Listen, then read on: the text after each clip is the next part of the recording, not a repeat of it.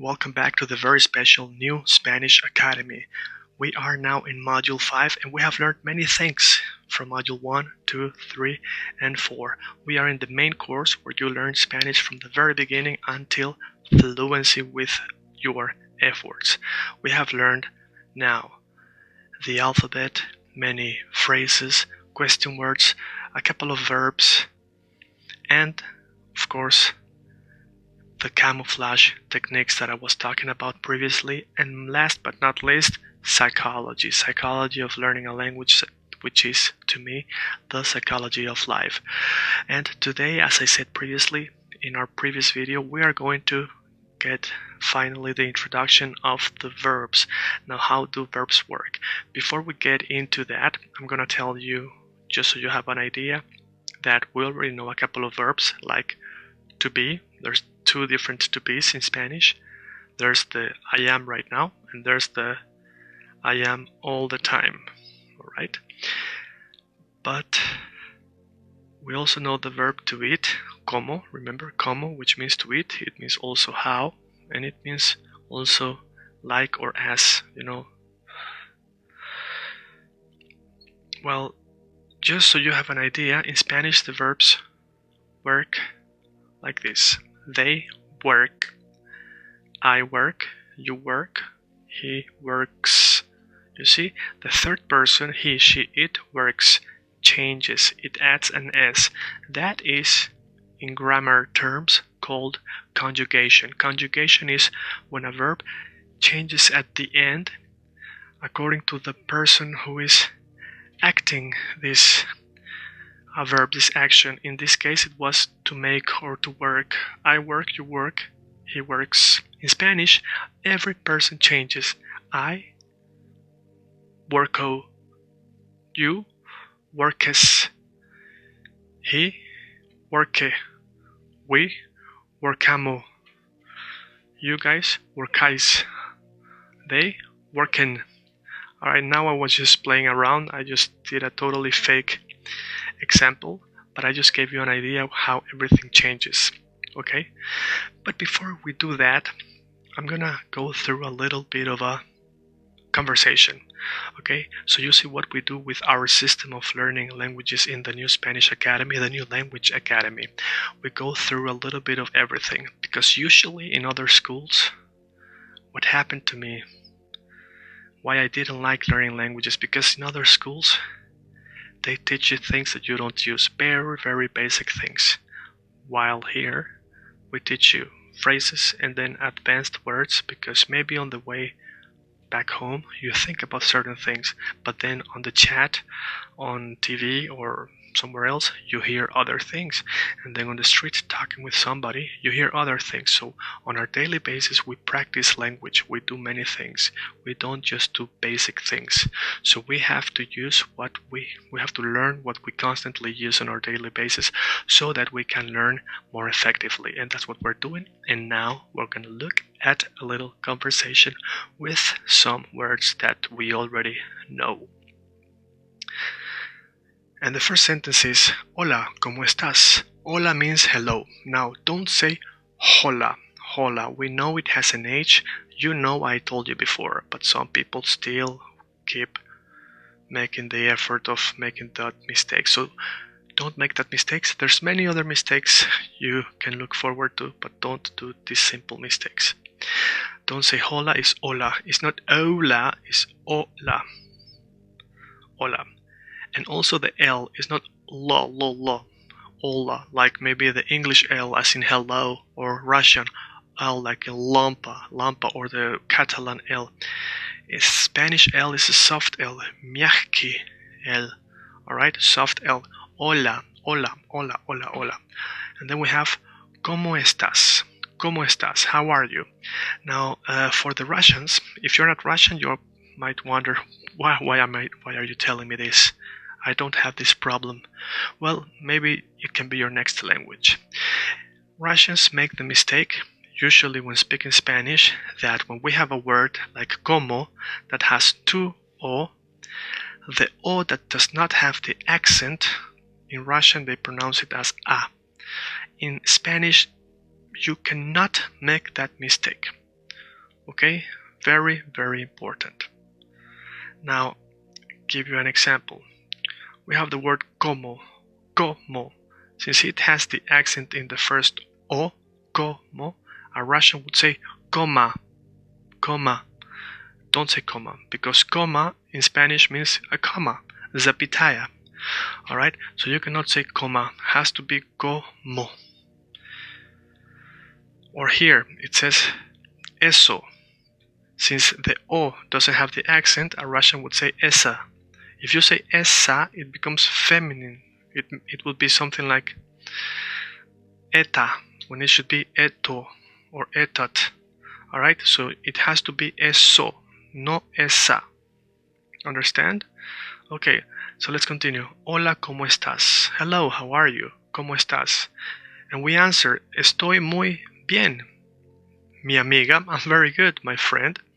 Alright, you could say amigo, right, my friend, but I did amiga, so you know that it's a female friend. Okay, now, bien means good. Muy bien, very good. Now, did you notice something? That here we have estás and here we have estoy. Now, this is the verb to be, and I told you in Spanish there's two verbs to be. One that is always, and one that is right now, temporarily. Maybe you are sick, maybe you're happy, maybe you won the lottery, whatever it is. Then you use estar. The verb estar, to be, means estar when it's temporarily. And when I ask you, then I ask estás. And when I answer, I say estoy. So you see the difference? Tú estás, yo estoy. Tú estás, yo estoy. Tú estás, yo estoy. Now the pattern is that with pretty much 99%, almost all the verbs in Spanish, the first person is sto, finishes with o, or in this case, hoy, estoy. Most of the cases is o. And in the second person, tú, pretty much all of the cases it finishes with an s, whether it is estás or comes, as or es. Now that's the pattern. Now you know as, es, that's the second person. And the third person, usually you take away the s from the second person. So if I say ¿cómo estás for the second person for tú, if I want to ask what about him, ¿cómo está? ¿Cómo estás? ¿Cómo está? Él, he. Or her, ella. ¿Cómo está ella? How is she? ¿Cómo está él? How is he? ¿Cómo está ella? How is she? Good, so we have hola, ¿cómo estás? Estoy muy bien, mi amiga. I'm very good, my friend. I can also say I'm very good, friend. And now we say ¿y tú? And you. ¿Cómo estás? How are you? Yo también, me too. And we have ¿qué es eso? ¿Qué es eso? We know that, right? ¿Qué means what? Es means is. Eso means that. Now this es is the verb to be, but it's another verb than estar. This is from the verb ser, and this is from the verb to be. Es estar. Ser, estar. Both are to be. Now why do we say here ¿qué es eso? Because what is that? I don't know what it is, generally what it is. Is that a car? If that is a car, it is always a car. Now, if I ask you here, ¿cómo estás? It means how are you? But if I ask you, ¿cómo eres? Which also means you are, what's the difference? It would mean how are you? You would answer something like, I'm a dignified person, I'm an honorable, and so on. You talk about what type of person you are. ¿Cómo eres? How are you? I am a person with high morals. But if I ask you ¿cómo estás? You can say estoy bien. I am good. I feel good. Alright, you see the difference? ¿Cómo estás? ¿Cómo eres? If you don't understand it, don't worry. We're going to go to it later. The point was there's two verbs to be. One there's throughout life and one is right now. Let's go on. ¿Qué es eso? Eso means that. What is that? Eso es un carro. That is a car. ¿Es tu carro? Is that your car? ¿Es muy caro? Is it very expensive? Es muy caro. So you see the person didn't wait for the answer. He or she asked, Is it your car? Is it very expensive? Without an answer. So the answer letter is sí, lo es. Yes, it is. El carro es muy caro. El carro es muy caro. And what happens? Then the question is repeated. Is it your car? And we answer, no, es el carro de mi amigo. No, it's my friend's car. Es el, it's the car. De means of my friend. It's the car of my friend. Now let's read along again from the top. Let's go. Hola, ¿cómo estás? Estoy muy bien, mi amigo. ¿Y tú cómo estás? Yo también, gracias. ¿Qué es eso? Eso es un carro. ¿Es tu carro? ¿Es muy caro? Sí lo es. El carro es muy caro. ¿Es tu carro? No, es el carro de mi amigo. Okay, now one thing that I mentioned previously is that when we have questions in Spanish, we have two question marks, one in the beginning, one at the end. And actually,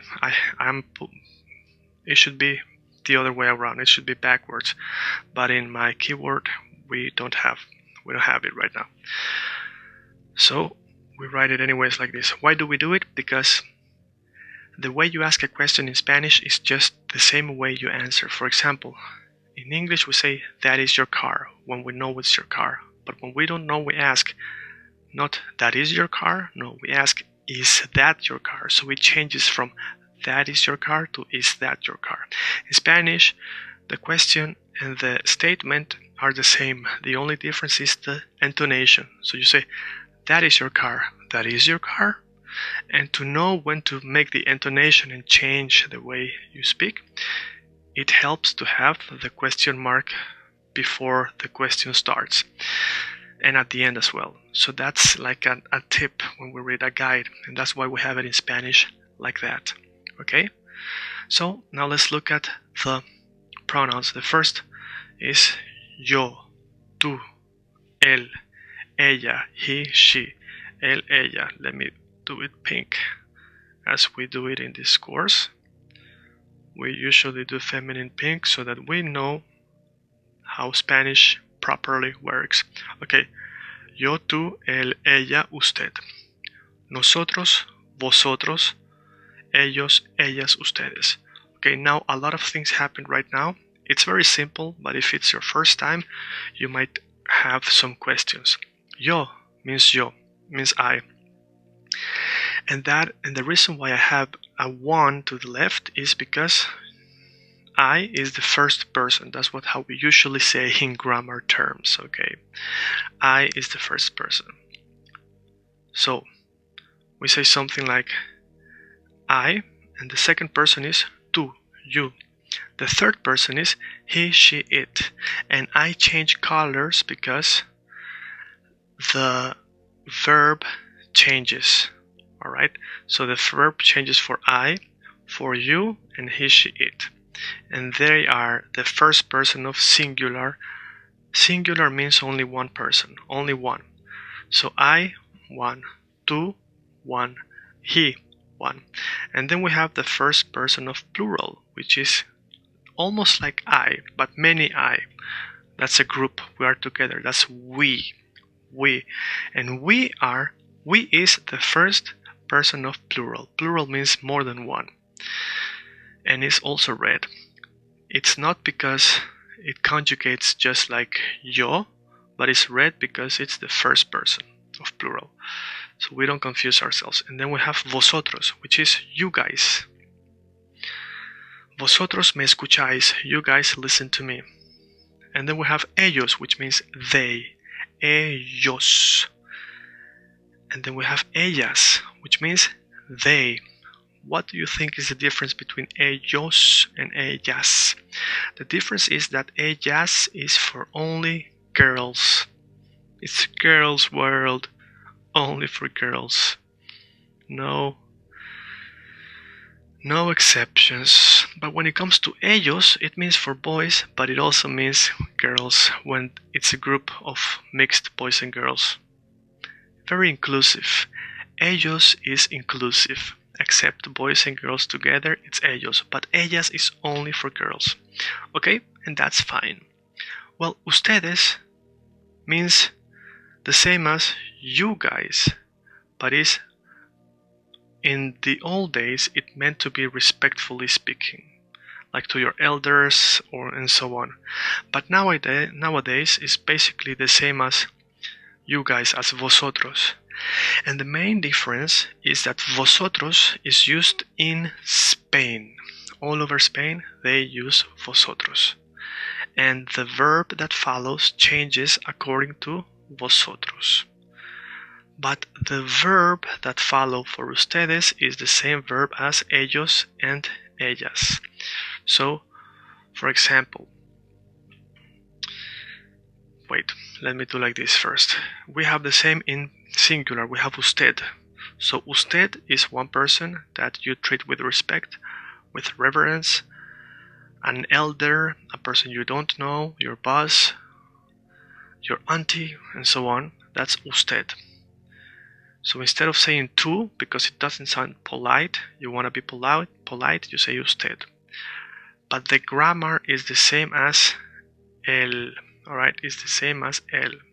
Remember we looked at the phrase ¿Cómo estás? That's you, and he ¿Cómo está? But if I'm talking to an elder, it's directly, one-to-one.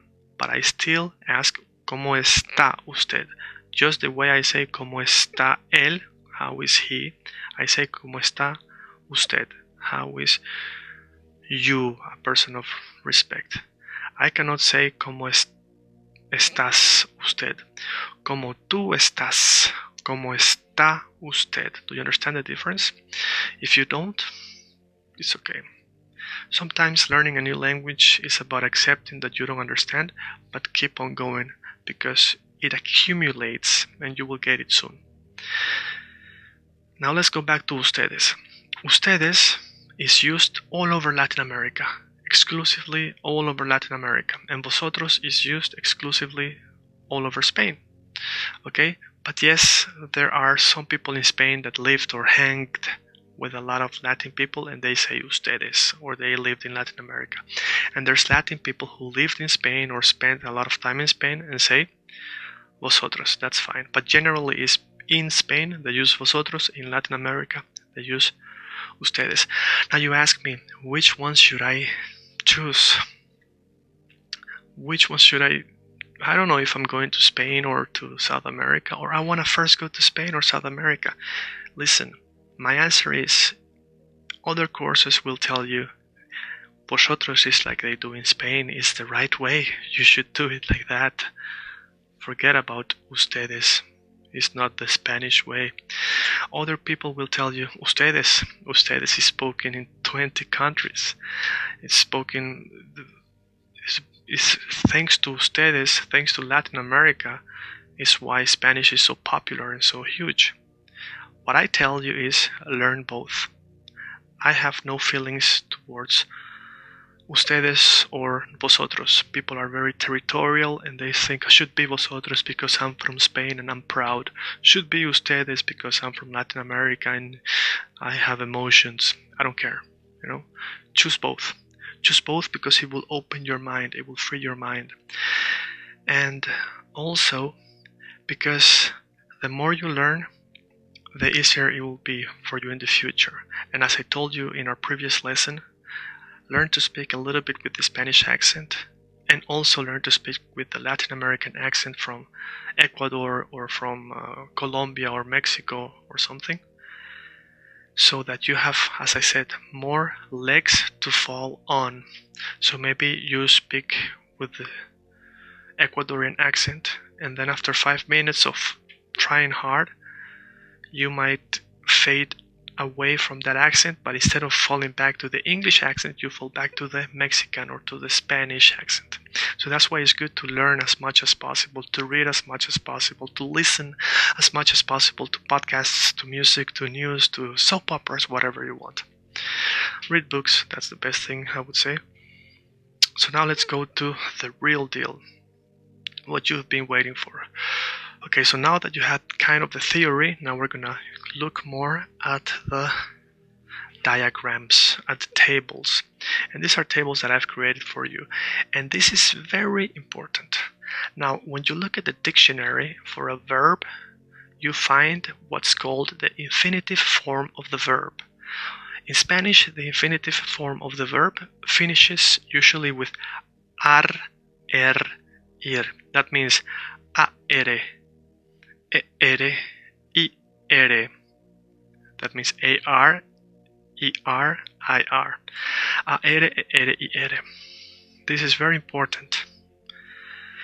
In this case, all of the three verbs I've chosen for you finish with e, ere, te, e, n. You see here, te, e, n, ere, ere. We have p, o, d, e, ere. We have q, u, e, r, e, r. Alright? So querer means to want. Poder means to be able to be allowed to. And tener means to have. Now this is important because as a person who is a native, many times we don't realize that in our language there are nuances to the things we know. And foreigners will know things that you don't know because you don't notice it. Because in foreign languages there are more variables. For example, the verb to be. You think, oh, to be is just one verb, but in Spanish it's two verbs.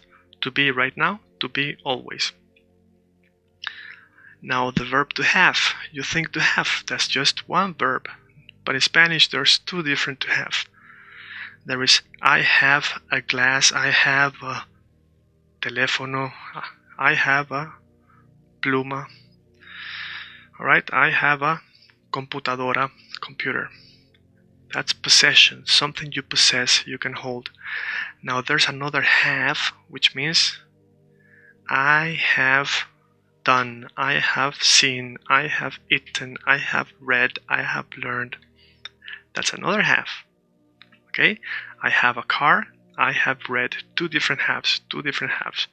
Have you thought about it? That there are two haves in English? Well, this have here, tener, means the possession, to have something. I have a dog, I have a house, I have many happy students. In Spanish, the same thing happens.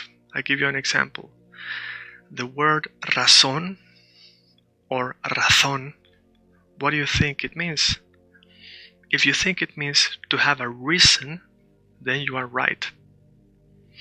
But if you think it means to be right, then you are right. Because in Spanish, razón, tener razón, tengo razón, yo tengo, I have razón actually means I am right, and it also means I have a reason. There you go. So from Spanish we learned that the verb to have is two verbs, and from English we know, we Spanish speakers, that la palabra, the word razón, means to be right and to have a reason.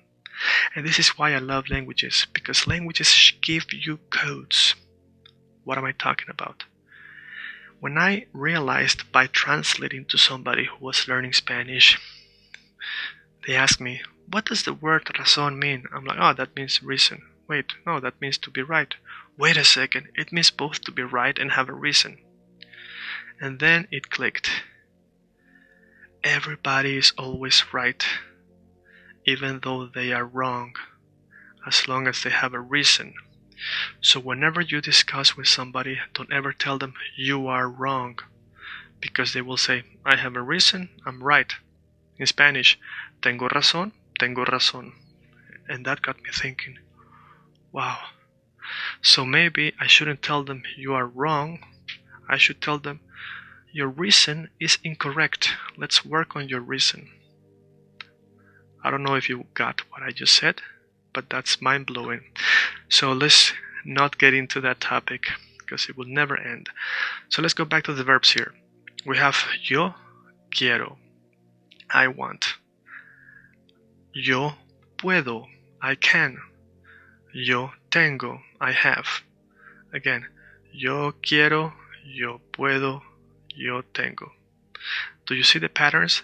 When we talk about yo, the verb finishes usually with o. Quiero, puedo, tengo. Now when we talk about tú, then it is either AS or ES. In the case of querer, poder, tener, it's ES. Why? Because we have ER. Poder, ER. Querer, ER. So, we say, tú quieres, tú puedes, tú tienes, tú quieres, tú puedes, tú tienes, tú quieres, tú puedes, tú tienes, tú quieres, tú puedes, tú tienes. Yo puedo, yo quiero, yo tengo. You see? Now let's look at the third person. Él, he, quiere. So what's the difference here? Basically, it's the same as tú, but without the S. Tú quieres, él quiere.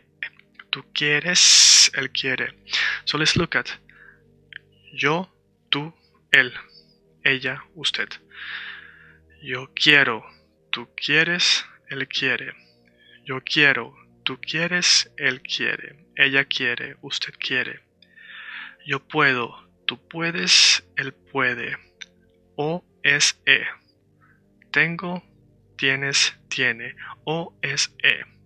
Quiero, quieres, quiere. O es E. Puedo, puedes, puede. O es E. O es E. Okay? And now let's look at a combination of what we did last time and what we learned right now. So we do some sentences here, and let the sentences be something like this. Yo quiero tener. I want, yo quiero, to have. To have is tener. Yo quiero tener. I want to have, just as in English. I want is I want, and then to have is not the second person here, is not the first person, it's not I want, I want have, no, I want have, I want to have.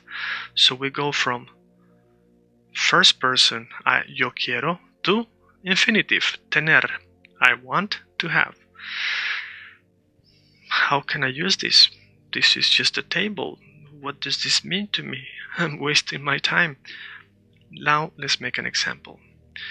Yo quiero tener, I want to have. How do you say that in Spanish? Remember, that has a T. In Spanish is without the T. That means eso. This in English has an S, not a T.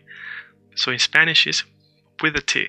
Esto, eso. Remember from last time? So I want to have that. Yo quiero tener eso. You see here? Yo quiero tener eso. Yo quiero tener eso. I want to have eso. So in Spanish we don't say tu tener. We say tener. To have. So in English we say to have because have doesn't change. But in Spanish the word tener changes. So we say yo quiero tener eso. I want to have that. What is that? Let's say house. In Spanish house is casa. Beautiful is bonita. Yo quiero tener una casa bonita. Yo quiero tener una casa bonita. Yo quiero tener una casa bonita. Yo quiero tener una casa bonita. Yo quiero tener una casa bonita.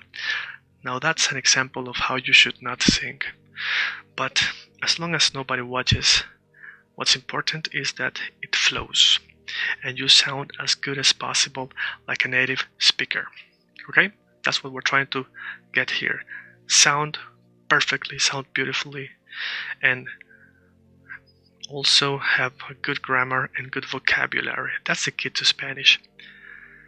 And then we have yo quiero tener un carro caro. Now, why did I choose this example first? Because casa is female, right? So we say una casa bonita.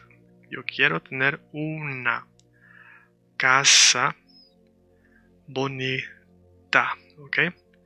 So we don't say un, we say una casa bonita. And carro is male, so it's un carro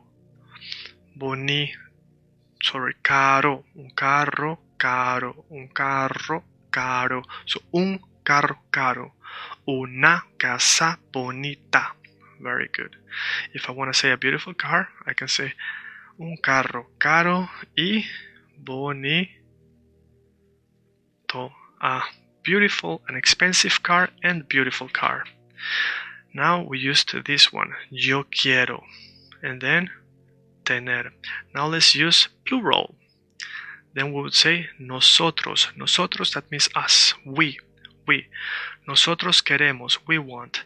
Nosotros queremos tener. So you see what happens here? Nosotros queremos, we want. And then we go back to tener. Nosotros queremos tener. Buenos amigos, good friend. So remember, bien means good. Bueno means also good. Buenos, that's several things that are good. In this case, friends. Now, amigos is not amigas. So if we said amigas, it means female friends.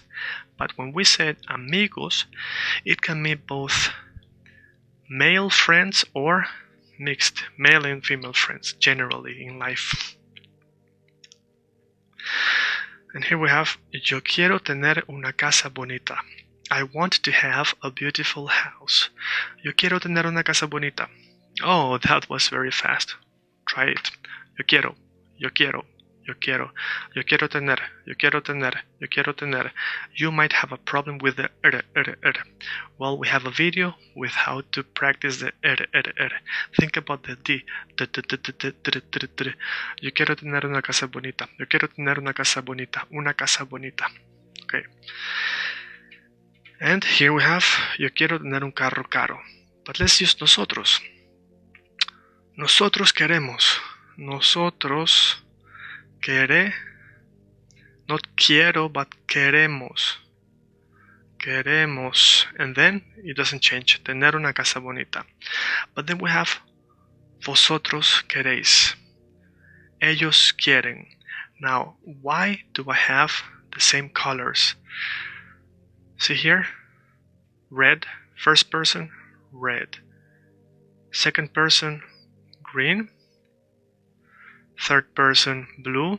And then first person, red. Second person, green. Third person, blue.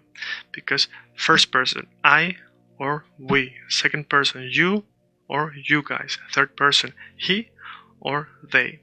Or she or they. But it's also good for the grammar. Now let's look at the third person here. Él quiere. Now third person here. Ellos quieren. So you just add an N. So the pattern is that third person singular finishes with an E or A.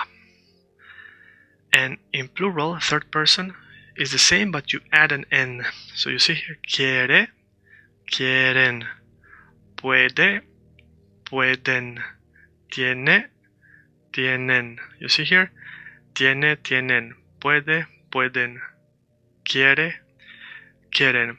So all of a sudden, it's not about, oh, I have to learn six different conjugations. There's a pattern that follows, okay?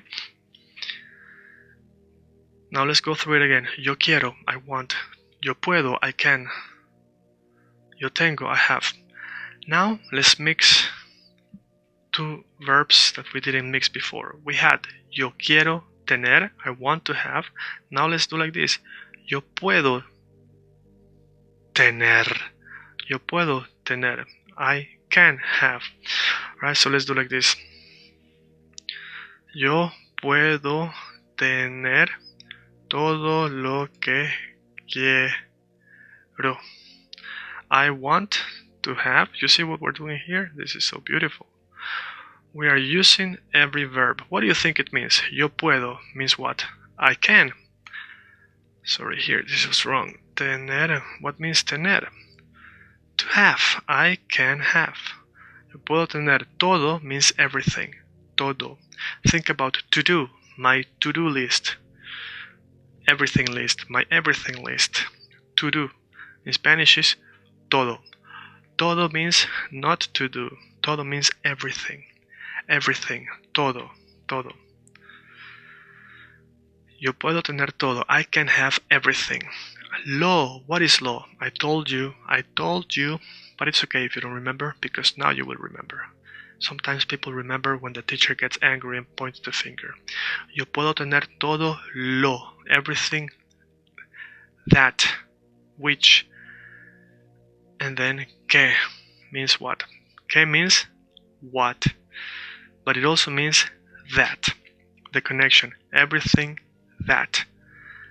And then quiero means what? We have it here. I want. So let's say the sentence in English. I can have everything that I want. I can have everything that I want. Yo puedo tener todo lo que quiero. Alright, now we can do the same sentence, but with another grammar. And that is, yo puedo tener todo lo que quiera. Now this might confuse you, but the verbs, so you know, the verbs don't change because it's a girl. Alright? What changes is the pronoun, alright? What changes is él, la. But the verb itself, you can see él tiene, ella tiene. It's not tiena, tiene. So then you ask yourself, what is quiera? Quiera is not here. Here we have quiero, quieres, quiere, queremos, queréis, quieren. But here is quiera. Why? Why are you confusing me like this, teacher? Why? We're just getting started. It's gonna get even worse. No, let me just do as I did before in another chapter. I'm gonna leave you an idea so that later in the future when we go through this grammar, you will recognize that we have done it. Okay, so we have here, I can have everything that I would like. That is quiera. Quiera. I would like, because it can change from what you want today. It's not exactly what you want. You don't know what you want. Maybe you don't know what you want. So when you say yo quiero tener todo lo que quiero, I can have everything that I want. But if you say yo puedo tener todo lo que quiera, I can have everything which I would like to, I would desire. You see the difference? Don't worry about the whole grammar thing. Just know that there is a tense, a type of verbs that explains the non-existent, explains desire, explains doubt. Because what I would like is maybe doubt, it's maybe a desire, it's something that I don't know right now, it doesn't exist, but I would like it, maybe I might like it. Alright, so there is a type of verb like that. We're gonna go through it later.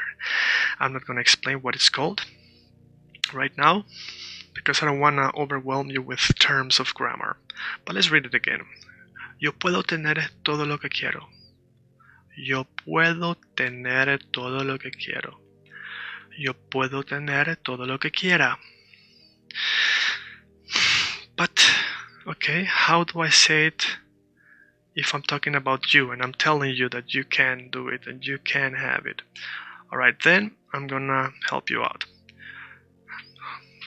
If it's not yo, it is, let's see here, tú puedes. Alright, good, so let's do it.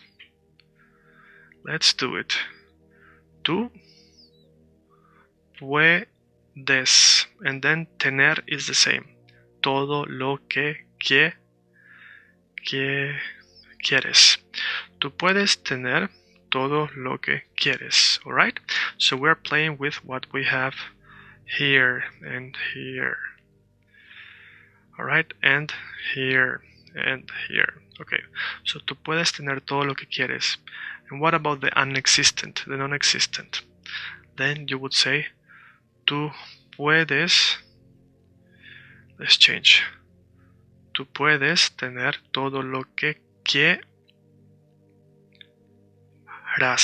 Todo lo que quieras. That means everything that you would like. Maybe not right now, but you would like someday. Tú puedes tener todo lo que quieras. Now, puedes is in right now. Right now you can have everything that you would like. Because I don't know what you would like. But whatever you would like, that's quieras. But you just told me something you want. And I tell you, you can have everything you want. Then it's quieres. You see the difference? Does it make sense? Everything makes sense, right? And when you understand the sense that it makes, it's going to be easy for you to remember and to understand. And I hope I'm being clear. Okay?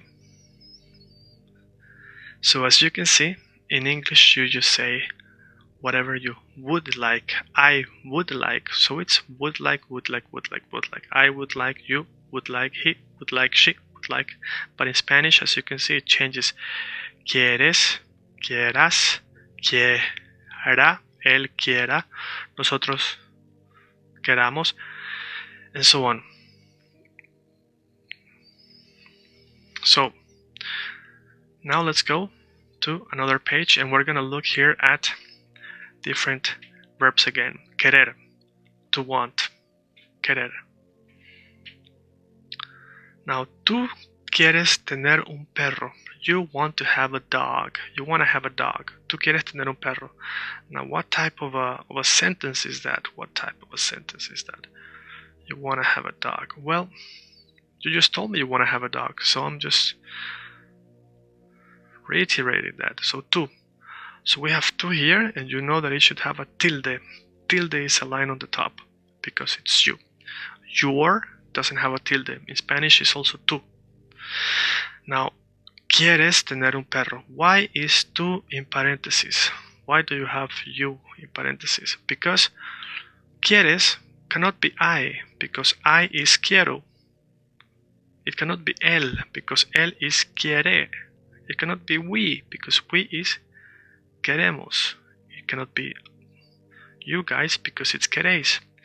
So that's why quieres can only be tú quieres. And that's why we can have it with tú or without tú. And that's why I put tú in brackets, in parentheses. Alright, so, ¿quieres tener un perro? Now I can also ask you, ¿quieres tener un perro? And you can say, yo quiero tener un perro. I want to have a dog. Yo quiero comer una pizza. I want to eat a pizza. Yo quiero comer la pizza. La pizza. I want to eat the pizza. So this is something that we were looking at yesterday. Una, a pizza. And then we have la pizza. I want to eat the pizza. Then we have esta. I want to eat this pizza. Esta pizza. Alright? I want to eat that pizza. Esa pizza. Okay. Now I'm going to tell you another sentence that you really want to learn. Okay? So, there's different ways of expressing feelings in Spanish. Some are very close. You can say that it's very sensitive, sentimental, emotional, passionate language. You can look at it in different ways. Now, what's the word querer? It means to want. And if I say, yo te quiero mucho, that means I want you a lot. Now, if you say that literally in Russian, it might not be very romantic, actually, at all. It might mean not so romantic, but more differently. In Spanish, it actually is romantic. When you say yo te quiero, it means almost like I love you. It's almost like you want to be emotional, but you don't want to say the word love, the L word, so you say the Q word, yo te quiero mucho. It's a very, you can give a flower, yo te quiero mucho. Mucho, a lot. Remember? Muchas gracias, thanks a lot. This is a word that everybody knows, even though you don't know Spanish. Everybody knows what muchas gracias is. Okay? Muchas gracias. That means thanks a lot. Gracias. Alright. So, yo no te quiero. Yo no te quiero. Okay? That means I don't like you or love you or want you. Now, you can of course put the no in parentheses like that, because I'm just writing it like this so that you know how to say with or without the no, how to say I like you or I don't like you. Okay, like if I'm learning English and I wonder how to say I like you, and you teach me I like you, and then I want to say I don't like you, maybe I say I no like you, but you have to teach me is I don't. Now in Spanish we don't have the don't, we say no. So you say yo no te quiero. Ya no te quiero. You see the difference here? Ya, that means already, like not anymore. Now I don't like you. Ya no quiero. Now I don't want anymore. Ya no la quiero. I don't want it, or I don't want her.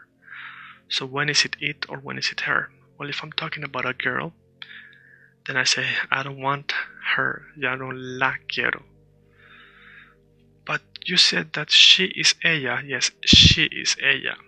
Her is la. Okay, so ya no la quiero. I don't want her. I don't like her anymore. But maybe we're talking about a house, and you said, oh, you wanted the house, I'm gonna buy it for you now. I said, ya no la quiero. I don't want the house anymore. Why? Because house is casa, so it's female. If we were talking about a male thing, like the dog, I bought you a dog. Ya no lo quiero. Lo quiero. Alright? Ya no la quiero. What?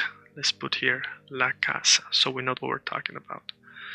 Now let's make another sentence, very similar, but a little bit different. And it's ya no lo quiero. What? El perro. Ya no quiero el perro. Alright? Ya no la quiero, ya no lo quiero. Great, so let's look at this. Tú quieres tener un perro. You want to have a dog. Yo quiero tener al perro. Now what is al? That is a mix of a plus el. It becomes al. To the dog. I want to have to the dog. It's kind of like a weird grammar, but a él becomes al. Yo quiero al perro. Or yo quiero ir means to go, al restaurante. To go to the, a, el restaurante. So the is el. Quiero ir a el restaurante. So ir means to go. Now let's look at the verbs again, and we have the verb poder, to be allowed to or to be able to. Now let's use nosotros, we. Nosotros podemos, we can, we are able to. Nosotros podemos cantar. Cantar means to sing. Now this is very interesting, but here we have cantar, cantar. And see here, a-r, but here we have poder, e-r. The verbs we had here is querer, e-r, poder, e-r, tener, e-r. But here we have cantar, which means to sing, alright? To sing, cantar, a-r. Now, when we have cantar, then everything changes here. If we just want to conjugate the verb cantar, you see here, querer. Then we say yo quiero, tú quieres. Es. But if we say cantar, then you would say yo canto. Tú cantes. No, tú cantas. Querer, quieres. Poder, puedes. Tener, tienes. Okay? But cantar, tú cantas. And él should be canta. Because remember, Tú quieres, you want. He quiere. What's the difference? It's the same as the second person, but no es. So quieres, quiere, no es. Now, if we say canto, I sing. Tú cantas, él canta, no es. Understand? So let's see here. Nosotros podemos cantar. Nosotros, that means we. Nosotros podemos, we can. We are allowed to sing, or we are just good. We can sing. And then we have nosotros podemos jugar. We can play, jugar. How can I remember this word, jugar? Think about when you play, you have fun.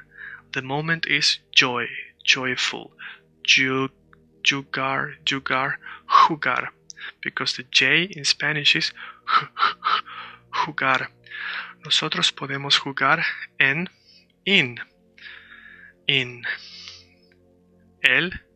The parque, park. Now let's spell parque. P-E-A-R-Q-U-E. P-A-R-Q-U-E. P-A-R-Q-U-E. Say it again. Nosotros podemos jugar en el parque. Nosotros podemos jugar en el parque. And then we have nosotros podemos jugar fútbol. Football in the whole world means what in the US is called soccer. So the worldwide football is soccer. So everybody says football. So podemos means we can. Nosotros podemos jugar fútbol. Now pay attention. What does the verb jugar and the verb cantar have in common? Both are infinitive form. That means the form you find in the dictionary when you look for a verb. But their infinitive form, both are ar, a-r. So jugar, cantar. I sing, yo canto. You sing, tú cantas. Remember, tú usually conjugates ending with an S. So here, let's say example. Puedo, puedes. Yo canto, tú cantas. To play, yo juego, tú juegas. Okay, now again, nosotros podemos cantar una canción. We can sing a song. And here we have él puede manejar el carro. He can drive the car. Now, you see here, we have one L and we have one L. What's the difference?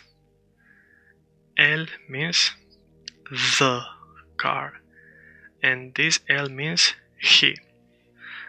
So when we write it, the L, that means he, should have the tilde, like this. Él puede manejar el carro. Carro means car. Él, the car. El carro. Puede means, let's see here, puede, he can. But manejar means to drive. How can I remember that? Think about the word manage. You manage the car. That actually means you drive the car. So actually, when you manage your company, you are driving your company to the destiny of success.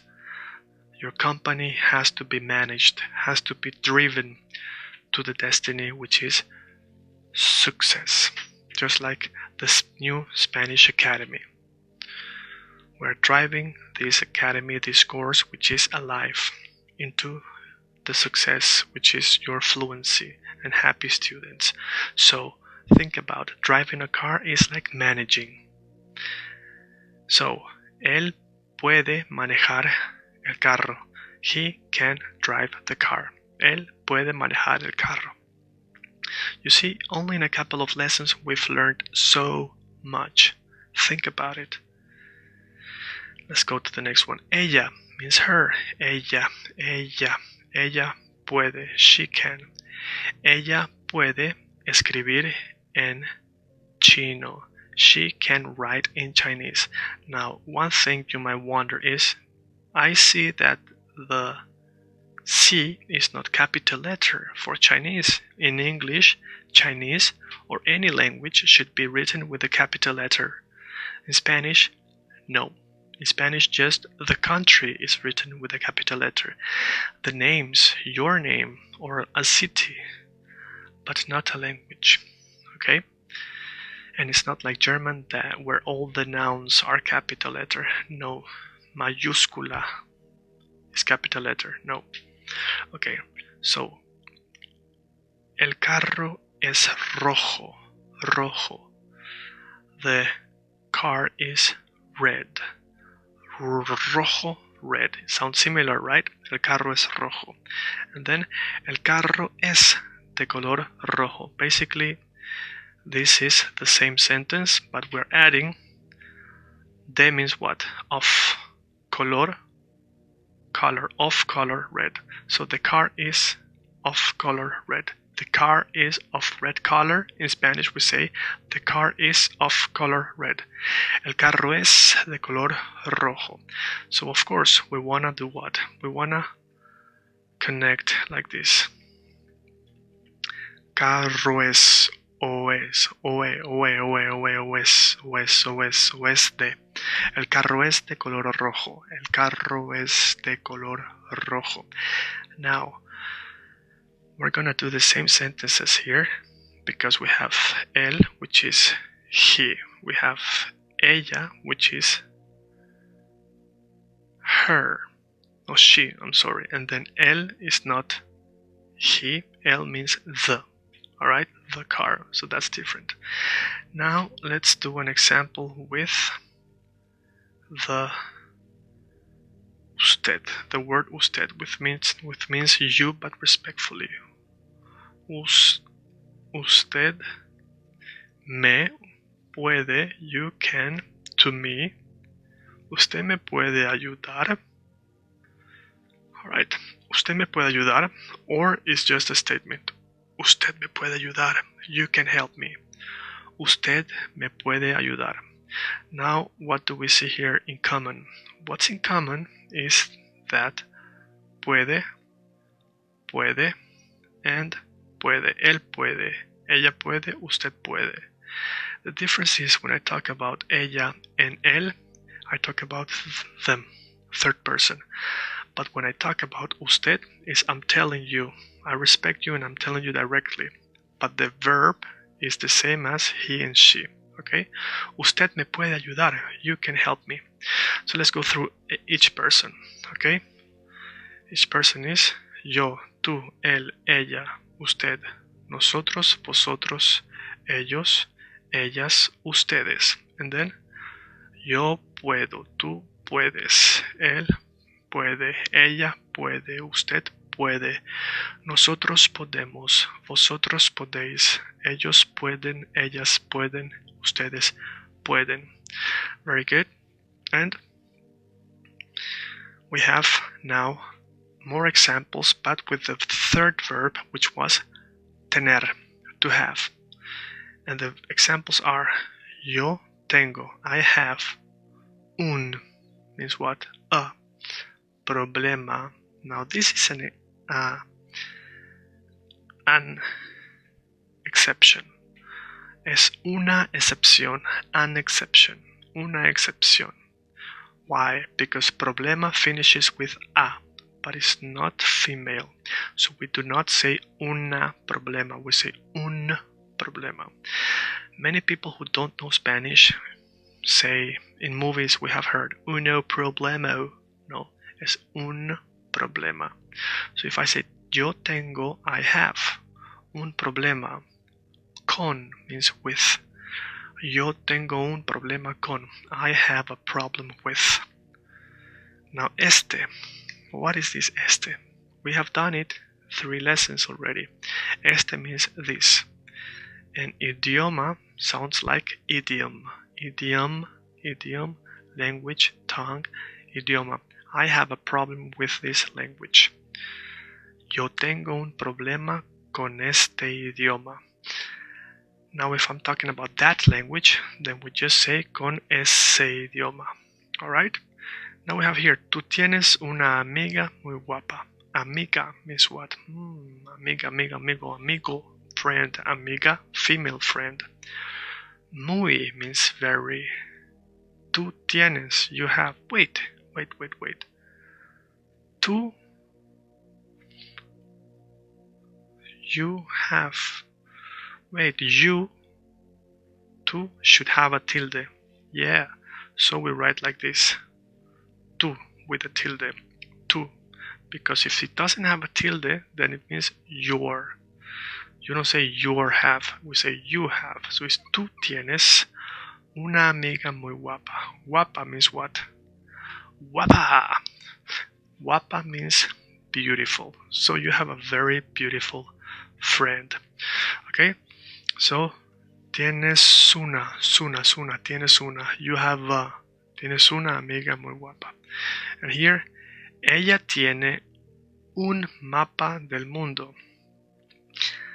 Ella tiene, she has. You see here, yo tengo, tú tienes, él tiene, ella tiene, usted tiene, nosotros tenemos, vosotros tenéis, ellos tienen, ellas tienen, ustedes tienen. What do we see here? O tengo, tienes, tiene, O-S-E.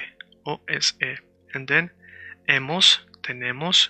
So usually we is tenemos or amos, cantamos. We sing, cantamos, hemos, amos. So remember, we usually is the longer one.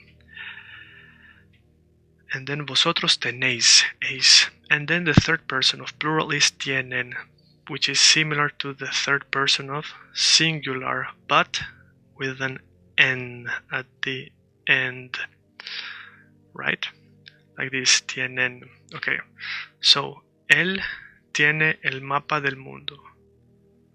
Él tiene el mapa del mundo. See here, we have two él. Él with the tilde and él without, because this is he and this is the. Mapa del. So what is del? Remember, de means of. So he has the map of. Mundo means world. So we can say like this. Mapa de el mundo. De el. So we have de el. We connect it. Of the. And we create del. Del mundo, which means of the. So we are saying él tiene el mapa del mundo. He has the map of the world. And then, nosotros tenemos un perrito bonito. We have a beautiful little dog. Perrito. Ito makes it little. Perro is dog. Perrito is little dog. Now here, another thing that we have to pay attention to is that we have mapa. Finishes with a. Pa. Mapa. But it's not la mapa, it's el mapa. Just like problema is not la problema, is not una problema, is un problema. So these are a couple of the few exceptions of nouns that finish with a, that are not la. Now in the extra materials, if you purchased the big course, which includes the extra materials, there is a section where we talk about the exceptions of the la that finish with o maybe, or the el that finish with a. So we have here el problema, un problema, el mapa, un mapa, which means the map. So él tiene, he has, el, it means the. Mapa, mapa means map. Él tiene el mapa. He has the map. De él, of the mundo. What can it mean? You know that él tiene He has the mapa, it's like map. He has the map, él tiene el mapa of the what? World. So you can guess, okay? Sometimes it's good to guess. You can be wrong, but at least you're trying. And then we have nosotros, we, tenemos, nosotros tenemos, we have. Nosotros tenemos un perrito bonito, a little dog, a little cute, beautiful dog. Ellos tienen, they have, un carrito, a little car, europeo, European, a little European car. So in English you say European car, in Spanish you say car European, a little car European. Ellos tienen un carrito europeo. And then we have ustedes, you guys, tienen un carro americano. You guys have an American car. Let's use usted. I'm talking to you in a way of respect. So I will say something like, let's go to ella tiene. Why? Because we know that ella is third person, just like usted. So the pattern is ready there. So we just have to change usted. And we write her here. Usted tiene un, let's change, un carro, a car, right? No, let's change a friend. Un amigo. Un amigo what? Un amigo de, of, where? Inglaterra, of England. Usted tiene un amigo de Inglaterra. You have a friend from England, but not just you. I'm talking to somebody that's older than me, somebody I speak with respect. Usted tiene un amigo de Inglaterra. It can also be a question. ¿Usted tiene un amigo de Inglaterra? Sí o no? Yes or no? And that is it for today. We've gone through a lot of things. I hope you write everything down. Tomorrow we're going to look a little bit more in depth on the pronouns. We're going to repeat the little conversation we had in the beginning. We're going to study more things, refresh our memory, and see things from far away as well as from close by, just like an artist does when he's painting his picture, because language is like a picture. As you are learning Spanish, imagine that every new word is like a brush in the painting, which is the whole language, the whole culture, your whole experience. And only in 5 lessons you have already done many brushes through the canvas of the Spanish language. And I am very glad to be here with you doing this. Now, this was the 5th module, module 5, in the new Spanish Academy, from the new SpanishAcademy.com. So thank you very much, and as you know, module 6 is waiting for you. So see you in our next module. You have done really, really good, and I'm looking forward to meeting you again. Hasta la próxima. Until next time.